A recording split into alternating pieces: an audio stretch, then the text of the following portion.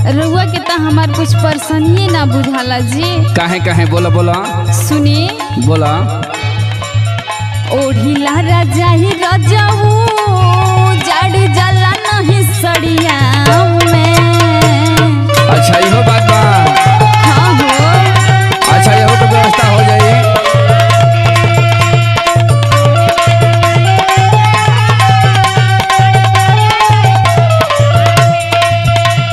ओढ़िला राजा ही रजाऊ जड़ जला नहीं सड़िया में। अब जल्दी धरया कवरिया में। सही बात बा। बहुत कम समय बा तोहरा नजर के सामने हो जाए। अरे कब हो खबा हो? सुना बताओ तनी। सुनावा। अरे कर इंतजार धानिया बानी गाजीपुर गड़िया में। सुना तड़ू। हाँ हो। कुछ देर और बर्दाश्त करो। अरे कहिए ले बर्दाश्त करी हो।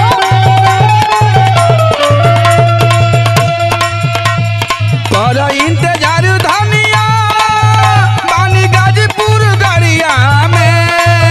धानी आवते धरब कवरिया में।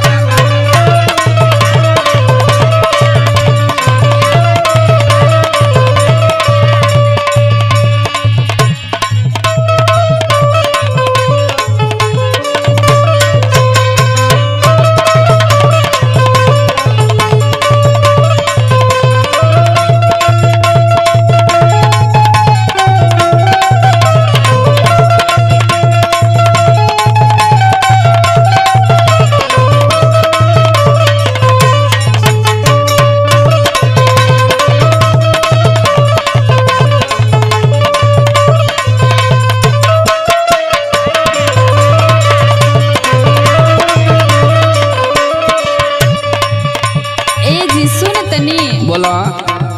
इतना ठंडा पड़ता जी रउआ के कुछ बुझाते नहीं खे। रउआ डेट धरतनी। ये बतावा आखिर अगला जाड़ा में 3 गो रजाई खरीदाइल है, 3 गो कम्बल खरीदाइल है, डबल व्यवस्था तोहरा के रखल है। जरूरी बा साड़ी पहनला को। ए जे रजाई और साड़ी के जरूरत बा कि आपका जरूरत बा जी? सुनी। अच्छा इहो बात बा। सुनावा।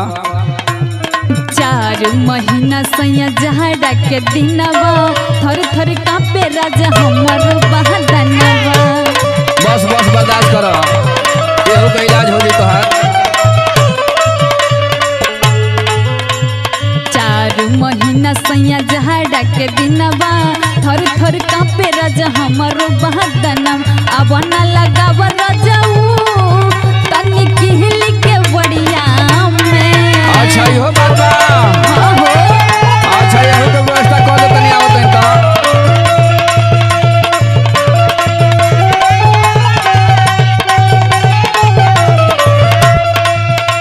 आया बना लगाव रजाऊ तनी किहली के बड़िया में। अब जल्दी धरया कवरिया में। अच्छा ई बात बा।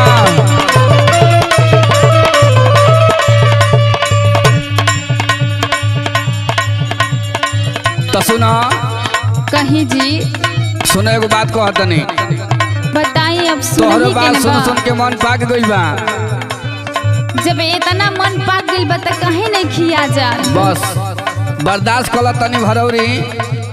गाजीपुर में धीरे धीरे आ गइल बनी जी। बिगड़ता मन रानी सुनी सुनी बतिया कैसे बिताव तनी गिनी गिनी रतिया। सुनो तड़ू। हाँ जी।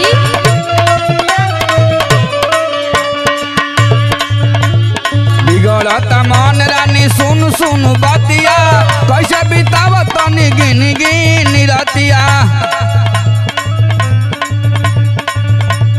तनिका सबूर करो रानी बैठी बसरिया में। सुनो तड़ू। सुनतनी जी सुनतनी। हाँ तो बस बर्दाश्त करो।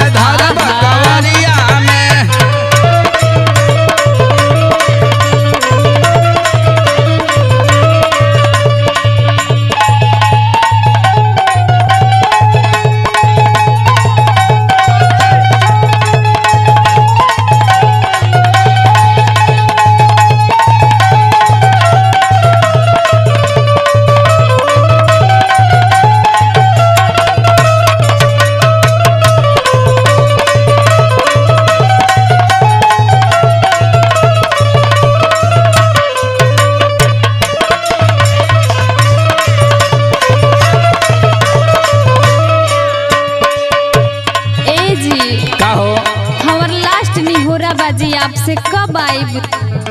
सुना, तू कब्बे से परेशान हो। हाँ जी। आ तू यह चाहत रू हाँ। आ कि हम तो ही नजर के सामने कब आ जाए? हाँ जी। ई बताओ, हम कमाई बिना तो दो अरे बाल तो बच्चा जिंदगी हो भर कमाइबे करबा। तो लइकवन के खियाई बनाई? आ तब से कमाते नु रहला ह। सुना, बोला। मनला न राजा तू तक कहा के बात हो, छोड़ी के पराई गइल गवने के रात हो। तो क्या करी? और जो कुछ देखे के बाद तो सिंगार बटार कितना तो महंगा महंगा फरमाइशे बा। अच्छा, आ कि फरमाइशे का पता चले कि हमारी जिंदगी बीत जाई। हाँ हाँ बहुत बोला तनी। सुनी, बोला। मनला न राजा तू तक कहा के बात हो, छोड़ी के पराई गइल गवने के रात हो। सुना प्रमोद पिया दूर भगन नजरिया से। ऐसा बात नहीं है, तोहरा बाजारे बने। जल्दी आ जाए जी, मन नहीं खेला। बस रानी, बस ये करे जा, घबरा मत, बहुत जल्दी तो नजर के सामने हो जाए। सुना प्रमोद पिया दूर भगन नजरिया से। अब जल्दी भरया कबरिया में।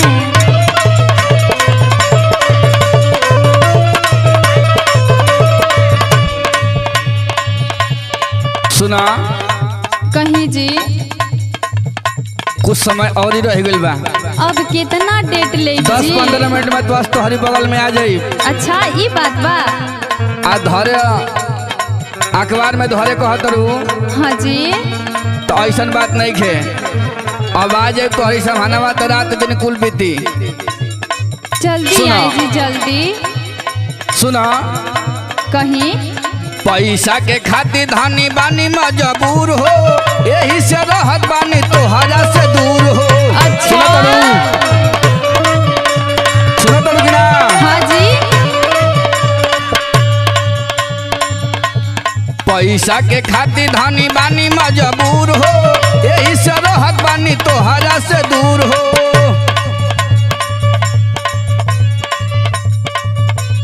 देह दोबारा तो धनिया खाली तोहर फिक्रिया में। तू का सोचत रू कि हम अकेले जिंदगी काट ले? अरे हमहू कुल नहीं जानत जी, रहो हमारी लगे आई जल्दी से। सुना सुनाऊ, हम ही बुझत नहीं अपना दिल का बात। अच्छा, देह दोबारा तो धनिया खाली तोहर फिक्रिया में। धनिया धरब कंवरिया में। धनिया